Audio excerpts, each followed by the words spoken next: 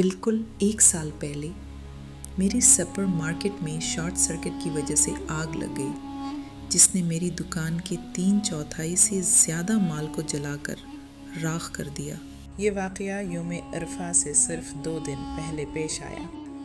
آپ تصور کر سکتے ہیں کہ میری حالت کیا تھی۔ عید الاضحی قریب تھی، مگر میری دکان، میرا سامان، میرا کاروبار سب تباہ ہو چکا تھا۔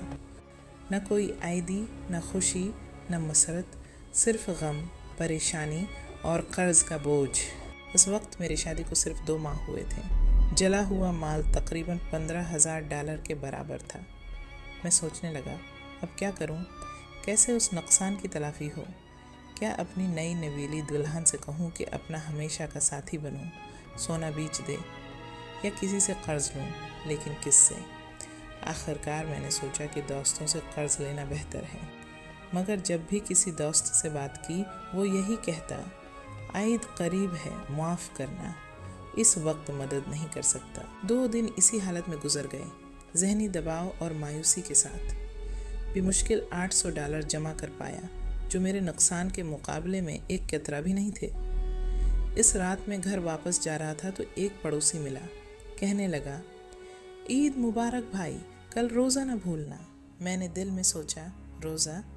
اس حال میں مجھے اکیلا چھوڑ دو۔ میری بیوی نے میرا دل ہلکا کرنے کے لیے کہا کہ تھوڑی دیر چہل قدمی کرتے ہیں۔ ہم باہر نکلے، مگر میرا دل غم سے بوجھل تھا۔ میں کسی چیز سے لطف نہیں اٹھا پا رہا تھا۔ جب گھر واپس آئے تو وہ بولی، چلو سحری کی تیاری کرتے ہیں، فجر کا وقت قریب ہے۔ میں نے تلخی سے جواب دیا، سحری؟ مجھے تو یاد ہی نہیں رہا کہ کل یوم عرفہ ہے۔ تم اور میں جیسے 2 مختلف دنیاؤں میں جی رہے ہیں۔ کیا سحری؟ کیا عرفہ؟ کیا تمہیں ہماری حالت نظر نہیں آ رہی؟ اس نے نرمی سے کہا، اللہ نے ہمارے لیے یہ فیصلہ کیا ہے، وہ ہمیں کبھی تنہا نہیں چھوڑے گا، لیکن روزہ ضرور رکھو۔ اس نے اصرار کیا اور ہم نے نیت کر کے روزہ رکھ لیا۔ افطار کے وقت وہ ہمیں کبھی تنہا نہیں چھوڑے گا۔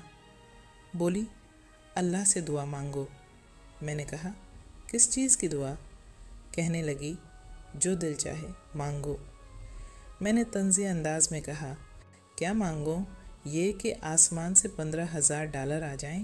کیا یہ ممکن ہے؟ وہ بولی، جس نے آسمان بنایا ہے وہ ہر چیز پر قادر ہے۔ وہ چپ چاپ نماز پڑھنے لگی اور دعا میں مشغول ہو گئی۔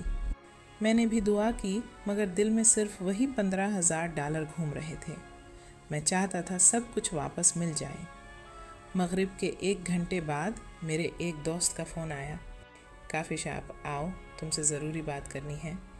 میں گیا تو اس نے کہا، میرے ایک جاننے والے نے پیسے جمع کیے ہیں اور وہ کسی کاروبار میں سرمایہ کاری کرنا چاہتے ہیں، تم سے بہتر کوئی نہیں لگا مجھے۔ ہم نے اس شخص کو بلایا، وہ آیا اور کہا، میرے پاس $30,000 ہیں اور میں کاروبار میں لگانا چاہتا ہوں۔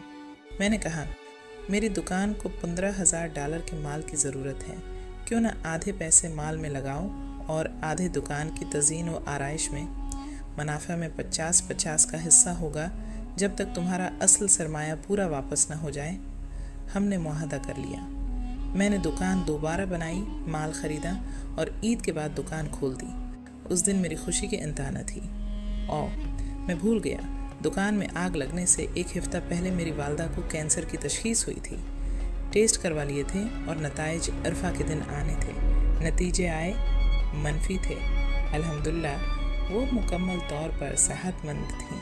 جب امی کو پتہ چلا تو وہ خوشی سے پورا دن روتی رہیں، اللہ کا شکر ادا کرتی رہیں۔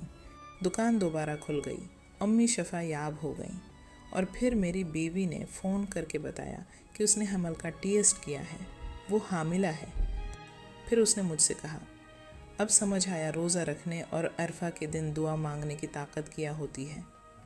میں نے دل میں کہا، سبحان اللہ، کچھ دن پہلے لگ رہا تھا جیسے پوری دنیا ختم ہو گئی ہے، اور آج صرف ایک مخلص دعا سے سب کچھ پلٹ گیا۔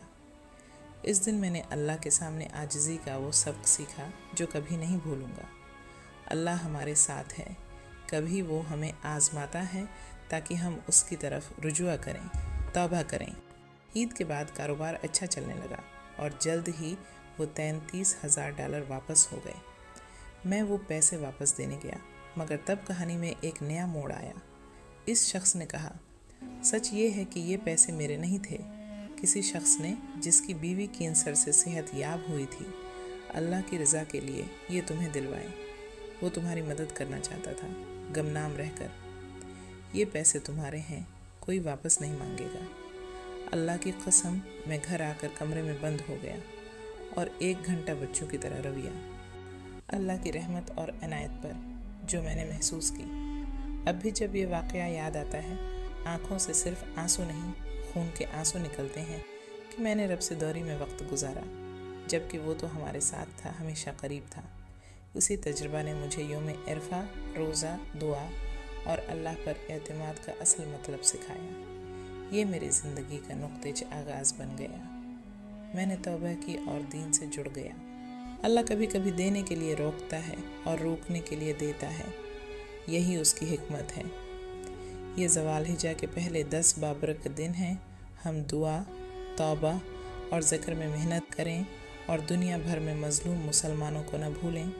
رسول اللہ نے فرمایا، جو کسی کو نیکی کی طرف رہنمائی کرے اسے بھی وہی اجر ملے گا جو نیکی کرنے والے کو ملتا ہے۔ مسلم۔ اس لیے اس واقعے کو ضرور دوسروں سے شیئر کریں، کیا پتہ آپ کی زندگی ختم ہو جائے اور آپ کے اعمال نامے میں یہ نیکی کی دعوت باقی رہ جائے۔ کیا ہی خوبصورت واقعہ ہے۔